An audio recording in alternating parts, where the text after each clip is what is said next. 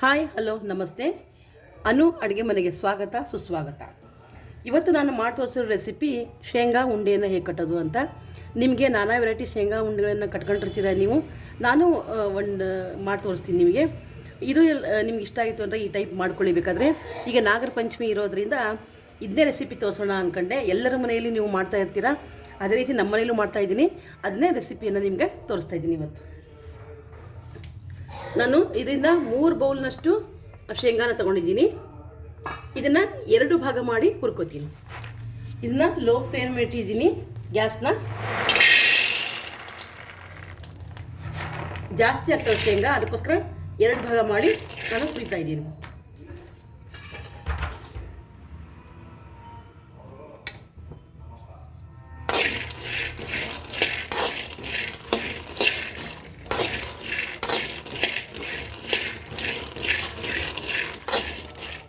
Gas ಒಲೆನ ಜೋರಾಗಿ ಇಟ್ಕೊಂಡು ನಾವು ಮಾಡಿದ್ವಿ ಅಂತಂದರೆ ಹೊತ್ತಿ ಬಿಡ್ತವೆ, ಒಂದೊಂದು ಹೊತ್ತಿ ಬಿಡ್ತವೆ ಶೇಂಗಾಗಳು. ಹಾಗಾಗಿ ಅದು ಚೆನ್ನಾಗಿ ಕಾದು ಲೋ ಫ್ಲೇಮ್ನಲ್ಲಿ ಇಟ್ಕೊಂಡು ನಾನು ಇದನ್ನ ಹುರಿತಾ ಇದ್ದೀನಿ ಶೇಂಗಾನ.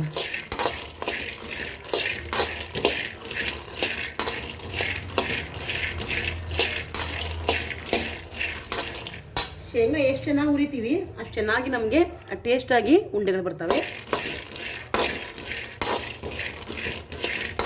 ಸುಮಾರು ಎಲ್ಲರ ಮನೆಯಲ್ಲಿ ನಾವು ಈಗ ಪಂಚಮಿಗೆ ಉಂಡೆ ಮಾಡ್ತೀವಿ. ಆ ರೆಸಿಪಿಯನ್ನೇ ನಾನೀಗ ನನಗೆ ಸ್ವಲ್ಪ ಭಾಳ ಬ್ಯುಸಿ ಇರೋದ್ರಿಂದ ಯಾವುದೂ ರೆಸಿಪಿ ಹಾಕೋಕ್ಕಾಗಿರಲಿಲ್ಲ. ಅದಕ್ಕೆ ಇದನ್ನೇ ಇವತ್ತು ಮಾಡಿ ತೋರಿಸೋಣ ಅಂತ ಹೇಳ್ಬಿಟ್ಟು ನಾನು ಈ ಟೈಪ್ ಮಾಡ್ತಾಯಿದ್ದೀನಿ. ಎಲ್ಲರಿಗೂ ಶೇಂಗಾ ಉಂಡೆ ಮಾಡೋಕ್ಕೆ ಬರುತ್ತೆ. ನಾನೊಂದು ರೀತಿ ಮಾಡ್ತೀನಲ್ಲ, ಇದು ನಿಮ್ಗೆ ಲೈಕ್ ಆಗ್ತಲ್ಲ, ನೀವು ಕೂಡ ಈ ಟೈಪೇ ಮಾಡ್ಕೊಳ್ರಿ. ಯಾರಿಗೂ ನಮ್ಗೆ ಆಳ ತೊಗೊಂಡು ಮಾಡೋಕ್ಕೆ ಬರಲ್ಲ ಅಂತಂದ್ರೂ ಕೂಡ ಇದರ ಎಲ್ಲರೂ ಉಂಡೆಗಳನ್ನು ಮಾಡ್ಕೊಬೋದು ಅಂತ. ಈಸಿಯಾಗಿ ನಾವು ಶೇಂಗಾ ಉಂಡೆನ ಮಾಡ್ಬೋದು ಅಂತ ಅದನ್ನು ತೋರಿಸ್ತಾ ಇದ್ದೀನಿ ನಾನು ನಿಮಗೆ.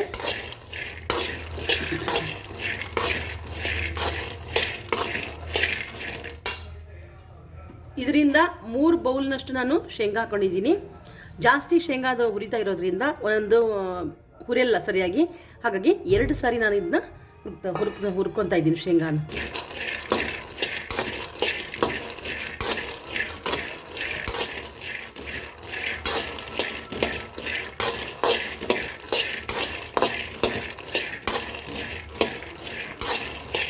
ಚೆನ್ನಾಗಿ ಹುರಿದಾದ್ಮೇಲೆ ಸ್ವಲ್ಪ ಆರಕ್ಕೆ ಬಿಡಬೇಕು ಶೇಂಗಾನ. ಆರಿದ ಮೇಲೆ ಇದನ್ನು ಒಂದು ಕಲ್ಲಿಂದ ಅಥವಾ ಕಲ್ಲಿಂದ ಅದನ್ನಿಷ್ಟು ಮರಕ್ಕೆ ಹಾಕ್ಕೊಂಡು ಅದ್ರ ಮೇಲೆ ಅಡ್ಡಾಡಿಸಿ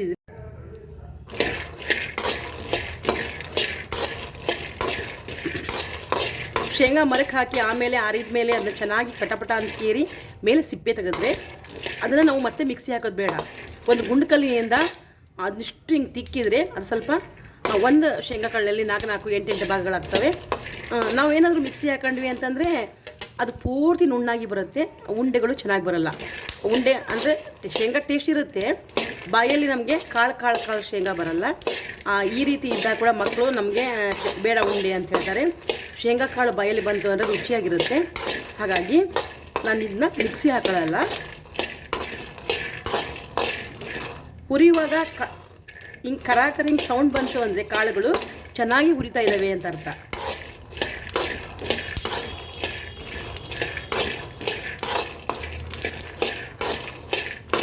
ಶೇಂಗಾ ಚೆನ್ನಾಗಿ ಹುರಿದ್ವಿ ಅಂತಂದರೆ ನಾವು 2 ತಿಂಗಳ 3 ತಿಂಗಳ ಗಟ್ಟಲೆ ಇಟ್ಕೊಂಡು ಶೇಂಗಾ ಉಂಡೆಗಳನ್ನ ತಿನ್ಬೋದು.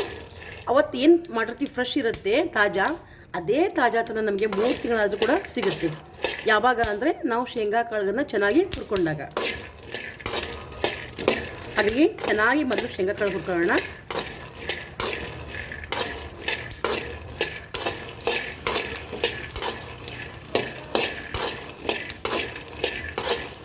ಚೆನ್ನಾಗಿ ಹುರಿತಾ ಇದ್ದಾವೆ ಅಂದರೆ ಮೇಲೆ ನೋಡಿರಿ ಸಿಪ್ಪೆ ಸಿಕ್ಕಿಕೊಂಡಲ್ಲಿ ಬರ್ತವೆ. ಶೇಂಗಾ ಚೆನ್ನಾಗಿ ಹುರಿತಾ ಇದ್ದಾವೆ ಅಂತ ಅರ್ಥ. ಪಂಚಮಿಗಂತೂ ಎಲ್ಲರೂ ವೆರೈಟಿ ನಾವು ಉಂಡೆಗಳನ್ನು ಮಾಡ್ತೀರಾ. ನನ್ನ ಮಕ್ಕಳಿಗೆ ಶೇಂಗಾ ಉಂಡೆ, ಎಳ್ಳು ಉಂಡೆ, ಬೇಸನ್ ಉಂಡೆ ಅಂದರೆ ಭಾಳ ಇಷ್ಟ. ಅದಕ್ಕೆ ನಾನು ಅವಷ್ಟೇ ಉಂಡೆಗಳನ್ನು ಮಾಡ್ತೀನಿ, ಜಾಸ್ತಿ ಉಂಡೆಗಳನ್ನು ಮಾಡೋಕ್ಕೋಗಲ್ಲ, ಯಾಕಂದರೆ ತಿನ್ನಲ್ಲ. ಹಾಗಾಗಿ ಏನು ತಿಂತಾರೆ ಮಕ್ಕಳು ಆ ಉಂಡೆಗಳನ್ನು ಮಾತ್ರ ನಾನು ಹೆಚ್ಚು ಮಾಡ್ತೀನಿ.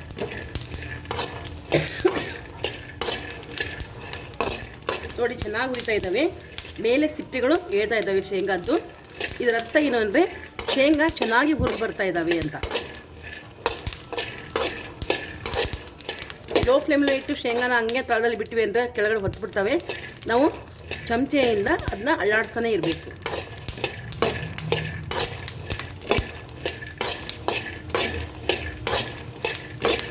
ಶೇಂಗಾ ಸಿಪ್ಪೆ ಕಿತ್ಕೊಳ್ತಾ ಇದ್ದಾವೆ, ಅದರ್ಥ ಚೆನ್ನಾಗಿ ಹುರಿತಾ ಇದ್ದಾವೆ ಅಂತ ಅರ್ಥ.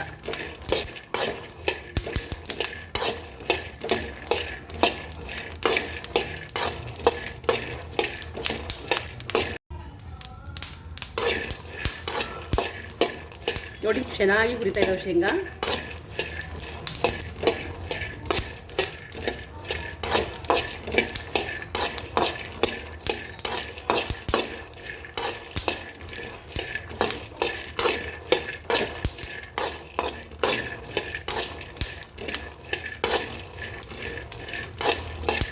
ಶೇಂಗಾ ಉಂಡೆ ಅಂದರೆ ಎಲ್ಲರಿಗೂ ಇಷ್ಟ. ಉಂಡೆಗಳ ಬದಲು ನಾವು ಶೇಂಗಾ ಚಕ್ಕಿಯನ್ನು ಕೂಡ ಮಾಡ್ಬೋದು. ಅದೇ ಹಣನೇ ಸ್ವಲ್ಪ ಹಣ ಜಾಸ್ತಿ ತೊಗೊಂಡು ಶೇಂಗಾ ಚಕ್ಕಿಗಳನ್ನು ಕೂಡ ನಾವು ಮಾಡ್ಬೋದು. ಅದನ್ನು ಕೂಡ 2-3 ತಿಂಗಳೆಲ್ಲ ಇಟ್ಕೊಂಡು ನಾವು ತಿನ್ಬೋದು. ಇದು ಮಕ್ಕಳಿಗೆ ಅವಾಗವಾಗ ಕೊಟ್ಕೊಳ್ತಾ ಇದ್ವಿ ಅಂದರೆ ಹಾಗೆ ಸುಮ್ಮನೆ ತಿನ್ನೋ ಶೇಂಗಾ ಬೆಲ್ಲ ಅಂತ ತಿನ್ನಲ್ಲ ಮಕ್ಕಳು. ಈ ರೀತಿಯಾಗಿ ಉಂಡೆ ಕಟ್ಟಿದೆ ಅಂದರೆ ಅವು ಟೇಸ್ಟಾಗಿರುತ್ತೆ, ತಿಂತಾರೆ ಮಕ್ಕಳು. ಅದು ಹೆಲ್ತಿಗೆ ಒಳ್ಳೆಯದು ಮಕ್ಕಳಿಗೆ.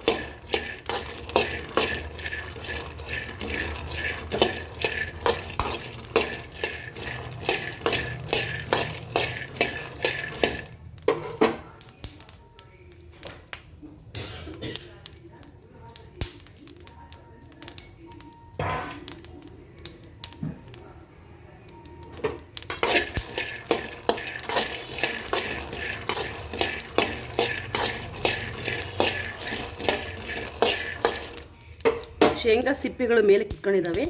ಶೇಂಗಾ ಚಟಪಟ ಅಂತ ಇದ್ದಾವೆ.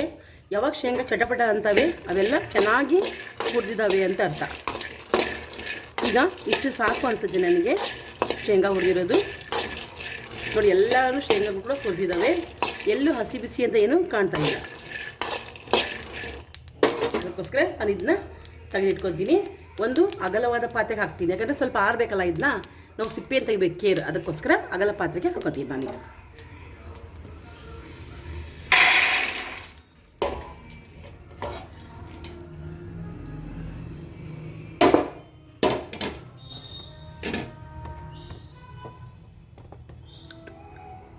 ನಾನು ಇನ್ನೊಂದು ಇಟ್ಕೊಂಡಿದ್ದೆನಲ್ಲ, ಈಗ ನಾನು 2 ಪಾರ್ಟಾಗಿ ಉರಿತೀನಿ ಅಂತ ಹೇಳಿದೆ, ಅದಕ್ಕೆ ಇನ್ನೊಂದು ಸ್ವಲ್ಪ ಹಾಕೋತೀನಿ.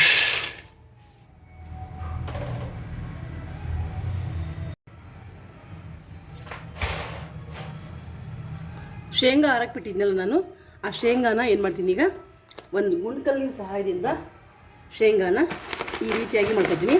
ಈ ರೀತಿ ಮಾಡಿದಾಗ ಮೇಲೆ ಸಿಪ್ಪೆ ಎಲ್ಲ ಬಿಚ್ಕೊಳ್ಳುತ್ತೆ. ಶೇಂಗಾದ್ದು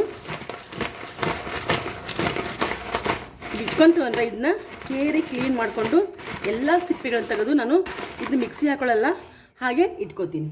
ಶೇಂಗಾ ಬೇಳೆಗಳಾಗ್ತಾವೆ ಅವಾಗ ಇದನ್ನು ಹಾಗೆ ಇಟ್ಕೋತೀನಿ.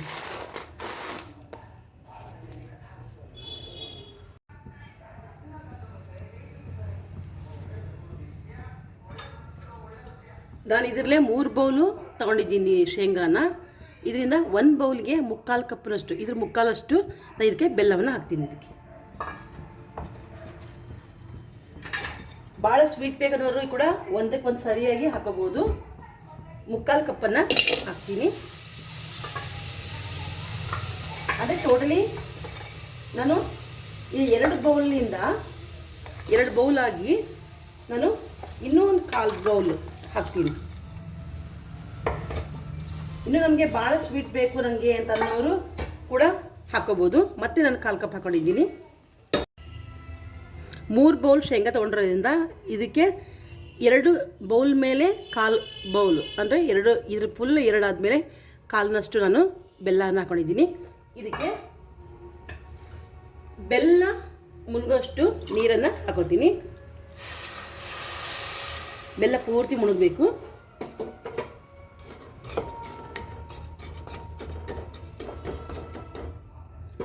ಒಂದು ಲೋಟ ಹಾಕ್ಕೊಂಡು ಮೇಲೆ 1/3 ಲೋಟ ಹಾಕೋತೀನಿ ನೀರು.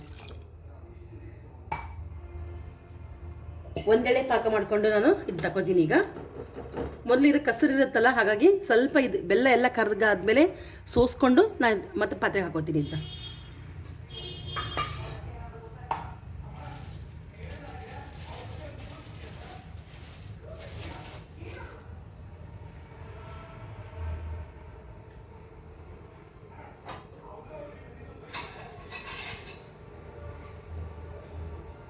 ಬೆಲ್ಲ ಚೆನ್ನಾಗಿ ಪೂರ್ತಿ ಕರಗಲಿ. ಇದು ಬೆಲ್ಲ ಪೂರ್ತಿ ಚೆನ್ನಾಗಿ ಕರಗಿ ಆದಮೇಲೆ ನಾನು ಇದನ್ನ ಸೋಸ್ಕೋತೀನಿ.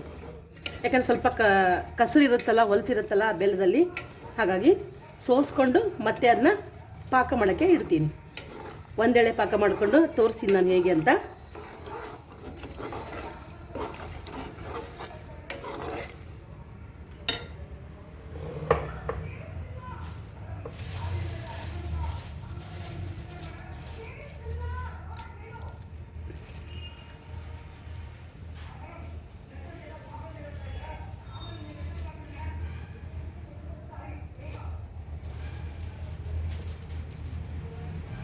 ಅದ್ರ ಜೊತೆ ನಾನು ಕಡ್ಲಿನ ಪೌಡ್ರ್ ಮಾಡಿ ಇಟ್ಕೊಂಡಿದ್ದೀನಿ. ಅಂದರೆ ಶೇಂಗಾ ಅದು ಮಾಡುವಾಗ ಸ್ವಲ್ಪ ಇದನ್ನ ಮಿಕ್ಸ್ ಮಾಡ್ತೀವಿ ಅಂದರೆ ಚೆನ್ನಾಗಿ ಶೇಂಗಾ ಉಂಡೆ ಬರ್ತವೆ. ಹಾಗಾಗಿ ಕಡಲೆ ಅಂದರೆ ಪುಟಾಣಿಯನ್ನು ನಾನು ಮಿಕ್ಸಿ ಮಾಡಿ ಇಟ್ಕೊಂಡಿದ್ದೀನಿ, ಇನ್ನು ಪೌಡ್ರ್ ಮಾಡ್ಕೊಂಡಿದ್ದೀನಿ.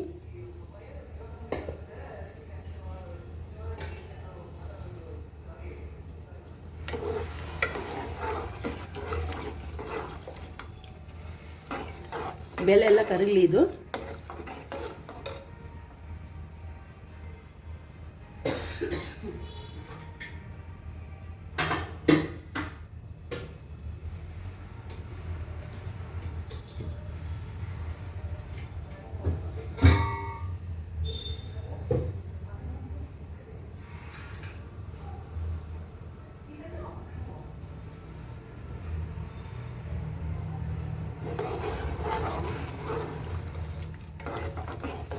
ಬೆಲ್ಲ ನೋಡಿ, ಬೆಲ್ಲ ಎಲ್ಲ ಕರಗಿದೆ. ಇದನ್ನು ನಾನೀಗ ಒಂದು ಪಾತ್ರೆಗೆ ಸೋಸ್ಕೊತೀನಿ.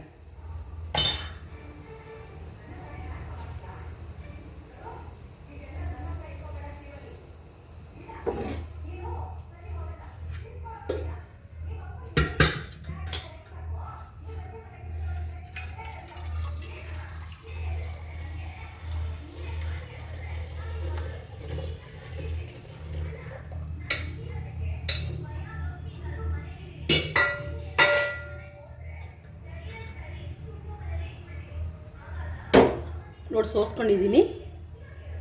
ಇಷ್ಟು ಕಸರು ಬಂದಿದೆ, ಹೊಲಸು ಬಂದಿದೆ. ಇದನ್ನು ತೆಗಿತೀನಿ. ಇದು ಚೆನ್ನಾಗಿ ಈಗ ಪಾಕ ಬರೋ ತನಕ ನಾವು ಕುದಿಸ್ತೀನಿ.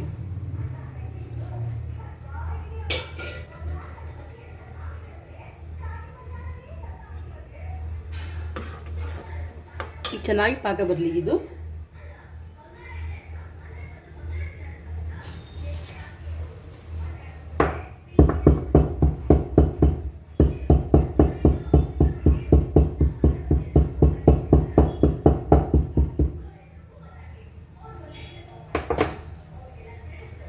ಇದು ಪಾಕ ಬರೋ ತನಕ ನಾನು ಸ್ವಲ್ಪ ಕೊಬ್ಬರಿ, ಕಸಕಸಿ, ಏಲಕ್ಕಿನ ಒಂದು ರೌಂಡಾಗಿ ಬೌಲ್ಗೆ ಮಿಕ್ಸಿ ಮಾಡ್ಕೊತೀನಿ.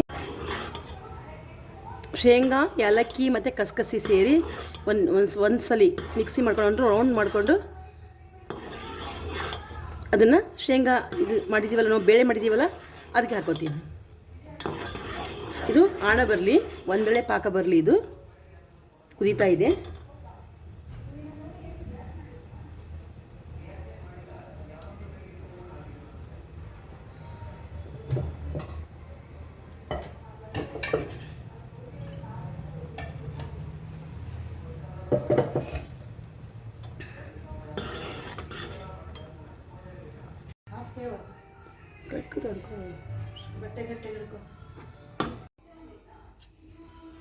ಈ ರೀತಿಯಾಗಿ ಬಂದಿದೆ. ಸ್ವಲ್ಪ ಕೈ ನೀರು ಹಚ್ಕೊಂಡು ಹಾಗೆ ಉಂಡೆ ಕಟ್ತೀವಿ.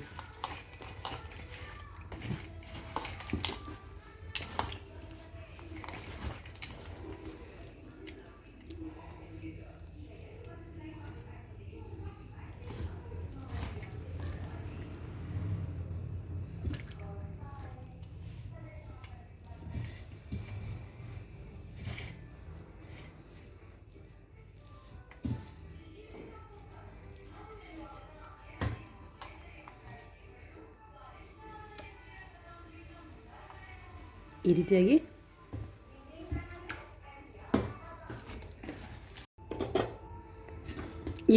ಉಂಡೆಯನ್ನು ಕಟ್ಕೊತಾ ಇದ್ದೀವಿ. ಇದು ಆರಿದ ಮೇಲೆ ಚೆನ್ನಾಗಿ ಬರ್ತವೆ ಉಂಡೆಗಳು.